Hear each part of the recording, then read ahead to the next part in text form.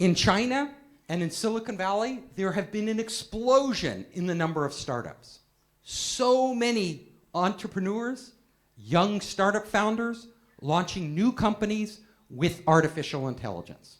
As an investor, I look at many of these companies. I know that most of the companies will fail, but a few of the companies will become so huge they change entire industries. So how do I decide which companies will be successful and which will fail? Well, this is my investment criteria. When I look at a startup at a very early stage, when the company does not have a lot of revenue, when they do not have a lot of user growth, how do I know if they will be successful? Well, the number one thing for me is the team. I am looking for extremely smart startup founders who have insights into how to use the latest technology to change business and to change our lives. They have to have something in their head that shows me the future. Number two, I look at the market size.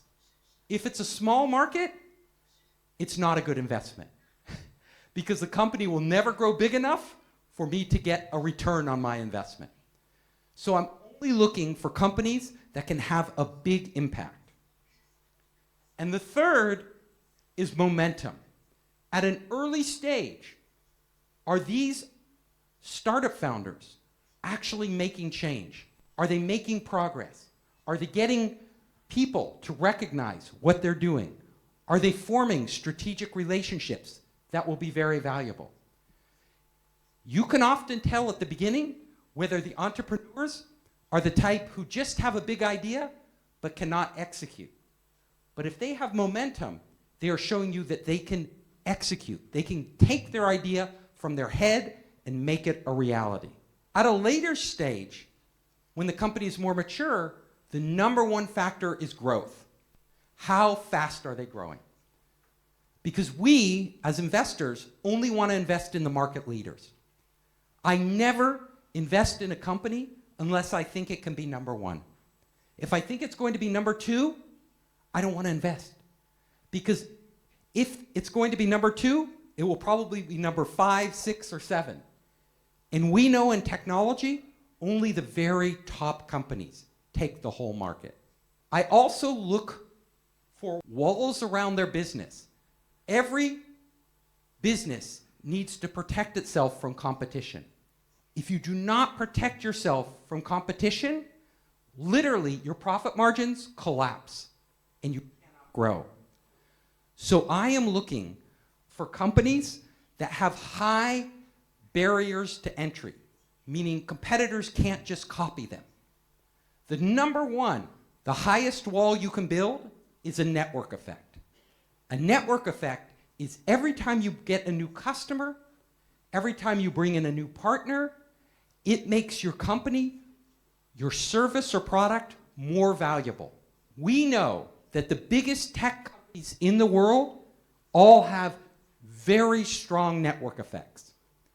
Google, Amazon, Meta, Microsoft, Apple, Alibaba, JD, Pinduoduo, all of these, very strong network effect. I also look for ecosystem lock-in, meaning when you get a customer, how difficult is it for that customer to leave and go to a competitor? Can you lock them in to your system? Then I look at brand recognition. Brand is extremely powerful. We saw with ChatGPT, when it launched, in the West, everybody, when they think of AI, they think of ChatGPT.